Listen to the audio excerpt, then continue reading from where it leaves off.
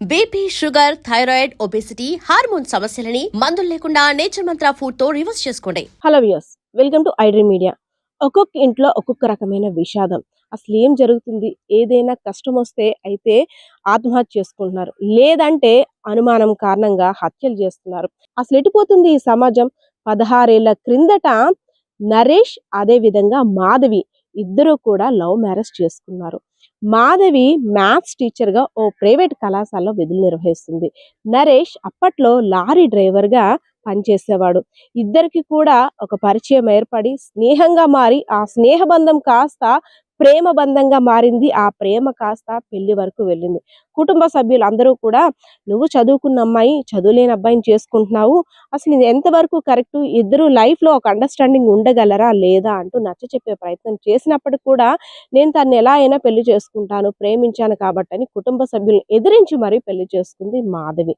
So తనని నమ్మి వచ్చిన భార్యని అంతమందించడానికి తను చేసిన అవమానాలన్నీ కూడా తట్టుకునే శక్తి లేక ఆత్మహత్యకి పాల్పడిన ఘటన విజయనగరం జిల్లా బొబ్బిలి నియోజకవర్గం కుమ్మరవేదిలో చోటు చేసుకుంది.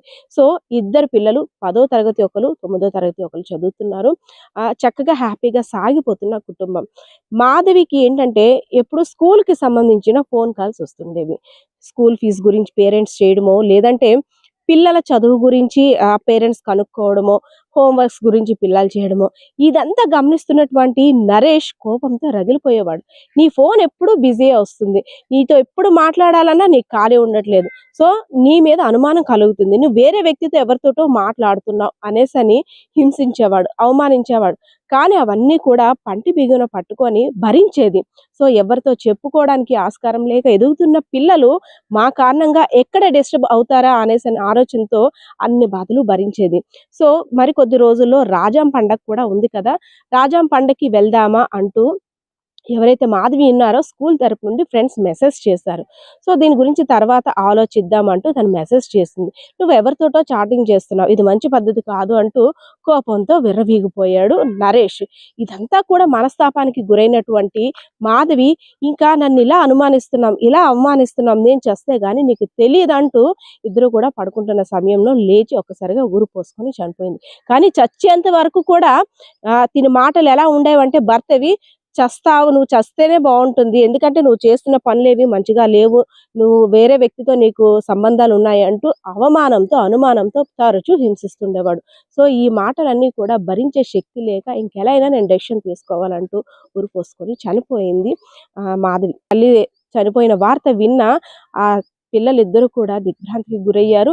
మీ అక్క చనిపోయిందంటూ ఆ నరేష్ ఎవరైతే ఉన్నాడో బామర్దికి ఫోన్ చేశాడు. ఫోన్ చేసి పిలవగానే అక్క అలా ఆచంతన స్థితిలో ఉంది. ఒక్కసారిగా చూసి షాక్కి గురై వెంటనే పోలీసులకి ఫిర్యాదు చేశాడు. మా అక్కది ఇది ఆత్మహత్య కాదు, హత్య, బావే చంపుంటాడు, ఎందుకంటే కొన్ని రోజులుగా హెరాస్మెంట్ చేస్తున్నాడు. కానీ అయితే అనుమానాస్పద మృతిగా నమోదు చేసిన తర్వాత పోలీసులు ఎంక్వైరీలో తెలియదంటే, ఎవరైతే భర్త ఉన్నాడో ఆ భర్త యొక్క మాటలకి మనస్తాపానికి గురై, ఇంకా నాకు ఈ అవమానం అనుమానం ఇవన్నీ భరించడం అంత అవసరమా, నేను లేకపోతేనే వీళ్ళకి తెలిసి వస్తుంది, ఈయనకి తెలిసి వస్తుందని ఆ డెసిషన్ అలా తీసుకుంది.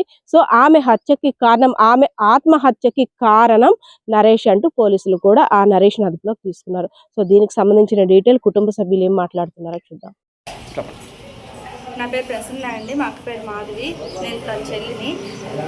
మా అక్క 1 గంట అప్పుడు చనిపోయిందని మాకు ఫోన్ వచ్చింది. ఆ టైంలో వాళ్ళిద్దరే ఇంట్లో ఉన్నారు, పిల్లలు వాళ్ళ అమ్మమ్మ మా అమ్మ వాళ్ళ ఇంట్లో పైన ఉన్నారు. చనిపోయినప్పుడు వాళ్ళిద్దరే ఉన్నారు. తనైతే అబ్బాయి చంపేశాడు సార్, తను చనిపోయేదైతే కాదు, తను చనిపోలేదు, అబ్బాయి చనిపోయాడు. మీద టిఫిన్ చేసింది సార్. టిఫిన్ చేసి అమ్మాయిని అడిగిందంట, రేపు బొబ్బిల రాజాం వెళ్దాము, ప్రసన్న పండగకి రమ్మంటుంది కదా, నేను బట్టలు సర్దిస్తాను, మీరు రెడీ అయ్యి ఉండండి అమ్మ అంటే, అమ్మేమో చూద్దాంలే అన్నదంట.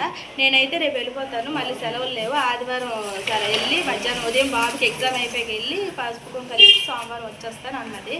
అంత సరదాగా మాతో 10 వరకు మాట్లాడింది, పండగకు వస్తానన్నది, ఫోన్లో స్టేటస్ పెట్టింది ఆ స్కూల్ గురించి, పార్వతీపురం సాలూరు బస్ రూట్ వేసారని స్టేటస్ 10:30 అప్పుడు స్టేటస్ పెట్టింది. వాళ్ళ ఎవరో టీచర్స్తో కూడా చాట్ చేసిందంట, శాలరీస్ గురించి, శాలరీ ఏవో పెంచడాలు ఏవో ఇచ్చేసారని అవన్నీ చేసింది. ఒక్క ½ అన్ అవర్లో చనిపోదామని ఎలా డెసిషన్ తీసుకుంటారు తనైతే. సో తనైతే చనిపోలేదు, మా అనుమానం మీద అబ్బాయి చనిపోయాడని అయింది. And for more videos, Please subscribe to iDream. Please subscribe to iDream. Please subscribe iDream. And please subscribe to iDream. For more videos, subscribe to iDream. Please like, share and subscribe to the channel. Congratulations, iDream. Subscribe to iDream. Subscribe to iDream. so subscribe to iDream Media. iDream ki iDream team andarki huge congratulations. Please subscribe iDream Media. Please subscribe to iDream. Subscribe iDream. Please subscribe to iDream. iDream అంటే నా కళల channel subscribe చేసుకున్న నోరు తిరుగుతలేదు, మీరైతే గంట గుర్తు కొట్టండి. For more such videos, please subscribe to iDream.